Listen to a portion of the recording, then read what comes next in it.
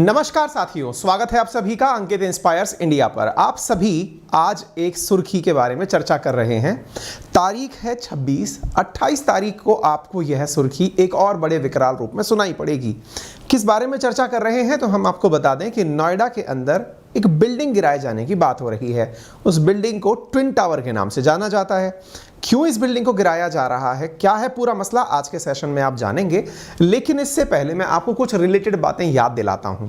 क्या आपको याद है, आपने कभी कुछ तस्वीरें मीडिया पर देखी हों, वर्ष 2001 की तस्वीरें, जिसमें आपको याद होगा कि 9/11 की घटना, यानी कि वो घटना जिसमें कि 11 सितंबर 2001 को अलकायदा के आतंकियों ने अमेरिका के अंदर दो निकट निकट बनी हुई इमारतों, जिन्हें आप ट्विन टावर के नाम से जानते थे, उन पर आतंकी हमला किया था और कुछ इस प्रकार से उन बिल्डिंग्स को गिराने का प्रयास किया था। हजारों लोगों की मौत हुई थी।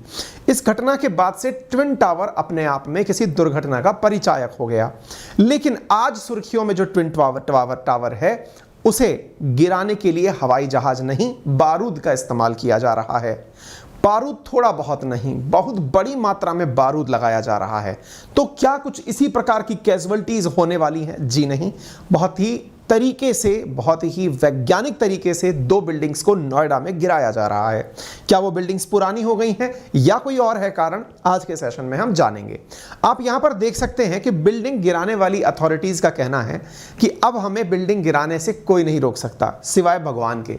यानी कि जितनी भी अथॉरिटीज हैं उन सब से हम लोग परमिशन ले चुके हैं नोएडा की इन बिल्डिंग्स को गिराने का। तो क्या है सुपरटेक ट्विन टावर की कहानी, इसको आज हम आपके सेशन में डिस्कस करते हैं। साथियों, जिस प्रकार से आपने भवन निर्माण के लिए अपने शहर की भी किसी कंपनी का नाम सुना होगा, ऐसे ही नोएडा के अंदर एक कंपनी जिसका नाम था सुपरटेक, उसने दो बिल्डिंग्स को एक दूसरे के पैरेलल बनाया।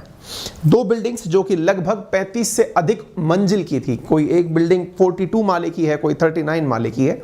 इस प्रकार की बिल्डिंग्स बनाई जिसकी एक फ्लैट की कीमत लगभग 1.25 करोड़ रुपए के आसपास बताई गई थी।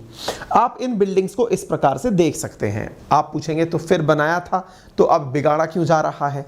अगर आपने ये तस्वीर देखी तो आप इन तस्वीरों को भी बगल में देखें। कहते हैं, मतलब मैं इसको थोड़ा सा आपको समझाने के लिहाज से कह रहा हूँ, इस घटना से इसका कोई ताल्लुक नहीं है।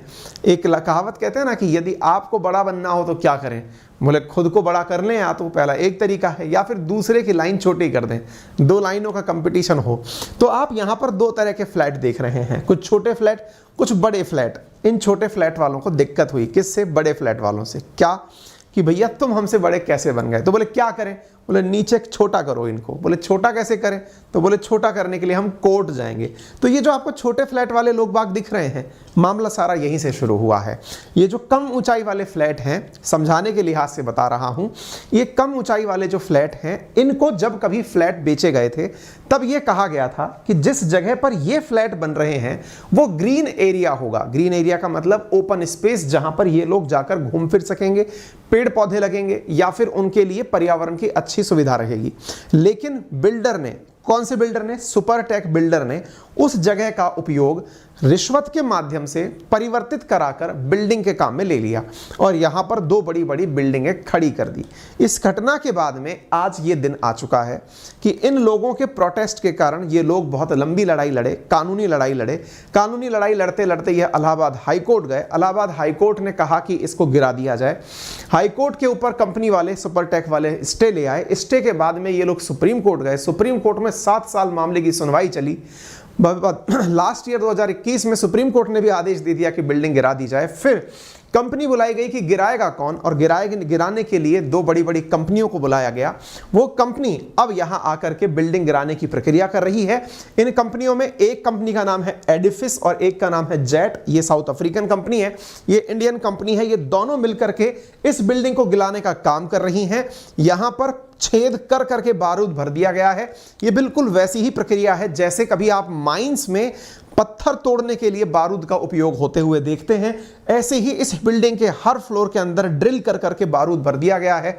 28 तारीख के दिन दोपहर 2:30 बजे इस ब्लास्ट को एक ही खटके से दबाया जाएगा और मिनिमम 9 सेकंड के अंदर अंदर ये पूरी बिल्डिंग जमींदोज हो जाएगी, पूरी ढेर हो जाएगी। इंटरेस्टिंगली इस प्रक्रिया को इतना अच्छे से किया जाएगा कि 9 सेकंड के अंदर ये प्रक्रिया तो होगी, लेकिन इसके फटने से कहीं भी कोई सामान बाहर नहीं गिरेगा।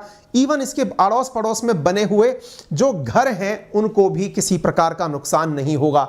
इस बिल्डिंग को तोड़ने के लिए 3500 किलोग्राम एक्सप्लोजिव का उपयोग किया जा रहा है ताकि इस बिल्डिंग को तोड़ा जा सके। आप सोचें कि जिस समय इसे फोड़ा जाएगा यहां पर मतलब मिट्टी का गुबार बहुत उठेगा। कहते हैं कि इसको टूटने के बाद में जो मलबा निकलेगा ना, उसको हटाने के लिए हजारों ट्रकों की आवश्यकता पड़ेगी जो कई दिनों तक मलबा लेके जाएंगे। आप इससे अंदाजा लगाइए कि इस पूरे घटनाक्रम के अंदर 20 करोड़ का खर्चा आने वाला है। उसमें से 5 करोड़ बिल्डिंग निर्माण वाले से लिया गया है, 15 करोड़ इसके मलबे को बेच के निकाला जाएगा, क्योंकि मलबे में लगभग 4000 टन से ज्यादा स्टील मिलने वाला है, उसको बेच करके पैसा निकाला जाएगा। ठीक है, तो बारूद लगाने का काम पूरा हो चुका है।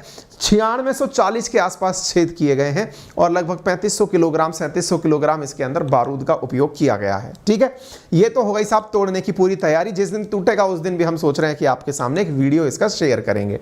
अब हम ये जानने की कोशिश करते हैं कि साहब 28 तारीख को आप इसको तोड़ देंगे, 2:30 बजे टूट जाएगी, 6 लोग इसको तोड़ने की प्रक्रिया को निभाएंगे, 3500 किलोग्राम, कुछ जगह 3700 किलोग्राम लिख रहा है। ये सब चीज़ें यहाँ पर होने जा रही हैं। इसके आसपास रहने वाले जितने भी घर हैं या फिर जितने भी लोग यहाँ पर रहते हैं, 5000 रेजिडेंट्स हैं जो आसपास रहते हैं, उन्हें सुबह 7 बजे यहाँ से हटा दिया जाएगा। 2500 के आसपास व्हीकल्स जो इन कॉलोनी वालों के पास हैं वो सब यहाँ से हटा दिए जाएंगे। मेट्रो को 2:15 से लेकर 2:45 के बीच में बंद रखा जाएगा और वहीं से यमुना एक्सप्रेस वे निकलता है, उसको भी थोड़ी देर के लिए बंद कर दिया जाएगा, यानी कि सवारियों को रोक दिया जाएगा। ठीक है, चलिए, तो अब आपने ये सारी जानकारी जान ली। ये ब्लास्ट होगा, आसपास के घरों को ढक दिया गया है कि भाई यहां से मिट्टी का गुबार उठे तो इनको नुकसान ना हो। हालांकि सोसाइटी वेलफेयर के लिए भी 2 करोड़ रुपए दे दिए गए हैं कि इन केस कोई नुकसान हो तो उससे बचा जा सके। अब समझते हैं हम पूरी कहानी की, हुआ क्या था, मामला क्या था। ये मैंने आपको सारी जानकारियां दे करके बता दी हैं, क्या होने वाला है, कैसे होने वाला है। तो अब हम सवाल करते हैं कि भाई साहब गिराने की नौबत क्यों आ गई, इन्होंने ऐसा भी क्या कर दिया था। मैंने हालांकि बता तो दिया कि इन्होंने ग्रीन एरिया के अंदर बिल्डिंग बना दी थी, लेकिन साथियों इसकी कहानी कुछ और भी है, और वो ये है, भवन निर्माण की एक कंडीशन होती है, और वो कंडीशन ये होती है कि जब आप बड़ी बिल्डिंग बनाते हैं ना, तो ये सोचकर बनाई जाती है कि अगर ये बड़ी बिल्डिंग गिरती है, गिरेगी क्यों, क्योंकि साहब धरती पर भूकंप नामक चीज भी पाई जाती है। जब अगर कहीं मान लीजिए अर्थक्वेक आया और अर्थक्वेक आने पर वो बिल्डिंग धराशायी हुई, तो वो कितनी और बिल्डिंगों को लेकर निपटेगी, यही सबसे बड़ी दिक्कत होती है। इन ट्विन टावर्स को बनाने में उसी चीज का ध्यान नहीं रखा गया। यानी एक तो इस बात का ध्यान नहीं रखा गया कि जो ग्रीन प्लेस है उसको तो आपने कन्वर्ट करा लिया कंस्ट्रक्शन एरिया में, एक तो ये होगा घोटालेबाजी। दूसरे वाली जो चीज थी वो ये कि आपने बिल्डिंग बनाते समय आसपास की बिल्डिंग से जो नियत दूरी होनी चाहिए उसका ख्याल नहीं रखा, और जो 2 टावर खड़े किए उनके बीच भी जो डिस्टेंस है वो 20 मीटर से कम रखी, जो कि मिनिमम 20 मीटर होनी चाहिए कि अगर कोई फ्लैट हिलता है तो उसके गिरने के समय पर जो जमीन बीच में होनी चाहिए वो मतलब डिस्टेंस होनी चाहिए, वो इतनी कितनी होनी चाहिए। 2009 के अंदर साथियों इसका निर्माण हुआ, इस बिल्डिंग का निर्माण हुआ 2009 के अंदर इसका निर्माण हुआ। दोनों टावर में 950 फ्लैट बनाने की बातचीत हुई। खरीदारों ने 2012 में इलाहाबाद हाईकोर्ट में आरोप लगाया और उन्होंने कहा कि साहब इसमें 635 लोगों ने फ्लैट बुक करा दिया। आप सोचिए कि एक 3 BHK फ्लैट की कीमत यह 2.25 करोड़ रुपए से ऊपर थी। हालांकि जब इसके ऊपर दिक्कतें होने लगी तो लोगों ने यहां से रिफंड लेना शुरू कर दिया। 133 दूसरे प्रोजेक्ट में लोग शिफ्ट हो गए और 252 लोगों ने अभी भी यहां पर इन्वेस्टमेंट किया हुआ है। आप पूछेंगे क्यों इन्वेस्टमेंट किया हुआ है, क्योंकि उनको कोर्ट पहले ही कह चुका था कि जिनका जितना इन्वेस्टमेंट है उन्हें 12% ब्याज दर के हिसाब से पैसा रिफंड कर दिया जाएगा। लेकिन अभी इसमें एक ट्विस्ट ये है कि जिस कंपनी ने इसको बनाया उसका तो बहुत सारा पैसा, क्योंकि लगभग 500 करोड़ के आसपास इसमें इन्वेस्ट हो चुका था, उस कंपनी को अगर पैसे लौटाने पड़ गए, आप सोचकर देखेंगे 252 लोगों को 12% की दर से 2.25 करोड़ के हिसाब से पैसे देने पड़े तो कम से कम उसको 400 करोड़ रुपए और देने पड़ेंगे। कुल 1200 करोड़ रुपए वो कंपनी कमाती इस प्रोजेक्ट की वजह से। 500 करोड़ लगा चुकी थी, जो कमाने वाला हिस्सा था वो इस समय ग्राहकों को देना पड़ जाएगा। तो भाई साहब बात यह है कि कंपनी ने अपने आप को दिवालिया डिक्लेयर कर दिया है। सुपरटेक ने इसी साल अपने आप को दिवालिया डिक्लेयर कर दिया। ये देखना होगा कि इन लोगों को पैसे के रूप में क्या मिलता है। फिलहाल के लिए आप आगे की बात सुनिए। घटनाक्रम सिलसिलेवार तरीके से यूं होता है कि जो नोएडा है ना, जिसको आप नोएडा शहर के नाम से जानते हैं, वो असल में एक इंडस्ट्रियल एरिया है। न्यू ओखला औद्योगिक विकास प्राधिकरण की शॉर्ट फॉर्म है नोएडा, है ना। नवंबर 2004 के अंदर नोएडा के सेक्टर 93A के अंदर सुपरटेक ने जमीन का भूखंड आवंटित अपने नाम करवाया। फिर यहां पर जो भी प्रक्रियाएं हुई उनसे आपको लेना देना नहीं है। आप तो केवल यह जानिए कि यहां पर 2 टावर बनाए गए, जिनमें से एक का नाम था अपेक्स और एक का नाम था सियोन, जो दोनों आसपास बनाए गए थे। दोनों टावरों को लेकर स्थानीय रेजिडेंट वेलफेयर एसोसिएशन ने विरोध करना शुरू किया और उन्होंने कहा कि भाई हमारे घर के सामने 2 विशालकाय टावर खड़े कर दिए गए हैं जो कि सुरक्षा मानदंड और खुले स्थान के नियमों का उल्लंघन कर रहे हैं। नियमों का हवाला देते हुए स्थानीय रेजिडेंट्स ने बताया कि एनबीआर नियम 2006 और एनबीआर नियम 2010 का उल्लंघन हुआ है और नेशनल बिल्डिंग कोड 2005 का भी उल्लंघन हुआ है। आपको ये कोड भी पता ना हो तो काम चल जाएगा, केवल इतना जान लो कि 2 टावरों के बीच की जो दूरी है वो 20 मीटर होनी चाहिए थी। 9 मीटर का स्पेस इन्होंने छोड़ा है, इस वजह से ये नुकसानदायक भी है। तो 2 बड़ी वजह बनी, एक तो ये कि आपने हमारे भूखंड के सामने बना दिया जो कि अवैध है, और दूसरा आपने दोनों टावर बनाए, इनके बीच में भी वो जगह नहीं छोड़ी, जिसकी वजह से कल को कोई दिक्कत हो तो इनको एक दूसरे से सेफ रखा जा सके। तो आप यूं समझ लीजिए कि आसपास की जो बिल्डिंग वाले हैं इनके प्रोटेस्ट के कारण आज यहां पर एडिफिस और जेट का बोर्ड लग गया है जो कि इसको फोड़ने के काम करने के लिए आ चुकी हैं, ठीक है ना। तो यहां पर साहब कुल मिलाकर के लोगों ने इसके विरोध के बाद वर्ष 2009 में यह मामला जब कोर्ट में पहुंचा तो इलाहाबाद हाई कोर्ट ने 1.5 साल में ही इस मामले की सुनवाई करते हुए यह आदेश दे दिया कि साहब इसके अंदर आप पूरी तरह से इस मामले को ध्वस्त कर दीजिए, इस बिल्डिंग को तोड़ दीजिए। इस इलाहाबाद हाई कोर्ट के फैसले को लेकर के कंपनी वाले लोग यानी सुपरटेक के लोग सुप्रीम कोर्ट पहुंच गए। सुप्रीम कोर्ट ने 2014 के इस आदेश की प्रापूर्ति के लिए मतलब कंपनी को वहां पर लेकर पहुंच गए और पहुंच करके साहब सुप्रीम कोर्ट में 7 साल तक इसकी सुनवाई चली। 2021 में जाकर के सुप्रीम कोर्ट ने यह कहा कि सुपरटेक के बिल्डर्स को अपनी बिल्डिंग तोड़नी पड़ेगी, रेजिडेंट्स को पैसा लौटाना पड़ेगा, 12% की ब्याज दर से पैसा लौटाना पड़ेगा।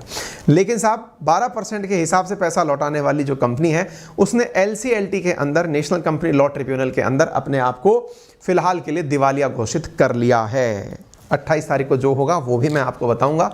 फिलहाल के लिए चूंकि ये काफ़ी ज़्यादा सुर्खियों में था, मुझे लगा आपको ये जानकारी होनी चाहिए, तो फिलहाल आप इसका अपडेटेड वर्जन प्राप्त कर चुके हैं। और भी इसमें कोई जानकारी होगी तो मैं ज़रूर ऐड करूंगा। फिलहाल के लिए इतना ही। अंकित इंस्पायर इंडिया के साथ अगर आपको ये जानकारी पसंद आई हो तो इसे ज़रूर लाइक एंड शेयर करें। चैनल पर नए हैं तो सब्सक्राइब करना बिल्कुल ना भूलें। और हमारे टेलीग्राम चैनल अंकित अवस्थी सर को फिलहाल ब्लू टिक मिल चुका है। आपको ये चैनल वेरीफाइड रूप से टेलीग्राम पर अवेलेबल है, आप इसे ज्वाइन कर सकते हैं हमसे कनेक्टेड रहने के लिए। किसी भी अन्य चैनल को इसलिए ज्वाइन ना करें हमारे नाम से, क्योंकि आपके साथ किसी भी प्रकार का सोशल फ्रॉड हो सकता है। हमारे नाम से आपके साथ पैसा वगैरह कोई मानने की बातें की जा सकती हैं, प्राइवेसी का ब्रीच हो सकता है। हम आपके साथ अगर कोई भी संवाद करेंगे तो आपके वीडियो के माध्यम से ही आकर करेंगे। फिलहाल के लिए इतना ही।